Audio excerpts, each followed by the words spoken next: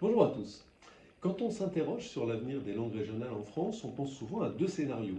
Le premier, c'est celui d'une disparition complète de ces langues en métropole, c'est ce que nous annonce l'UNESCO d'ici à quelques décennies. Le second, c'est celui d'une renaissance de ces langues, d'un retour à une situation ancienne avec des langues qui seraient très largement pratiquées, à côté du français, naturellement dans les différentes régions où il existe des langues historiques. Il y a un troisième scénario qui est sans doute le plus probable et auquel on pense moins. Ce scénario, c'est celui d'une disparition des locuteurs natifs, ceux qui ont appris la langue dès l'enfance, quasi-totalité des cas, mais un maintien de ces langues parlées par des néo-locuteurs. Des néo-locuteurs, c'est-à-dire des personnes qui les ont apprises adolescents ou à l'âge adulte comme une langue seconde après le français.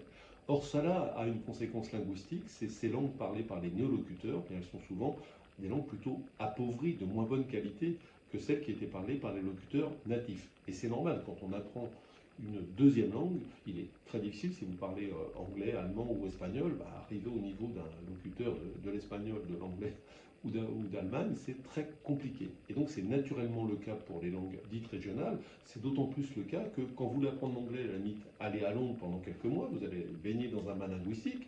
Si vous voulez apprendre l'alsacien, allez à Strasbourg, vous entendrez parler français dans la plupart des cas. Donc c'est d'autant plus compliqué pour les langues dites régionales. Et donc on peut le regretter, mais c'est le plus probable, d'autant que c'est ce qu'il se passe en Irlande. En Irlande, pourtant, où l'irlandais est devenu langue officielle depuis 100 ans, depuis le retour à l'indépendance, et où pourtant l'irlandais n'arrive pas à remplacer l'anglais.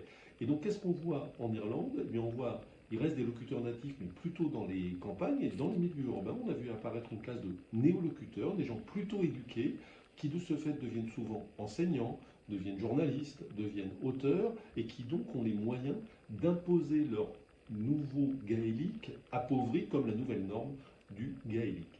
Donc il est possible que ce soit la même chose en France, ça n'est pas très gai, mais il faut avoir conscience que c'est plutôt un scénario optimiste.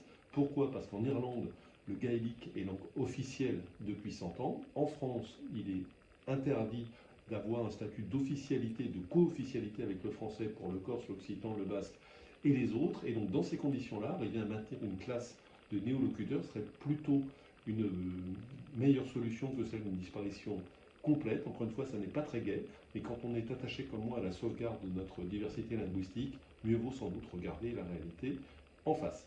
Plus de détails, comme d'habitude, sur la version écrite de la lettre d'information de l'Express, sur le bout des langues. Je vous dis à la semaine prochaine.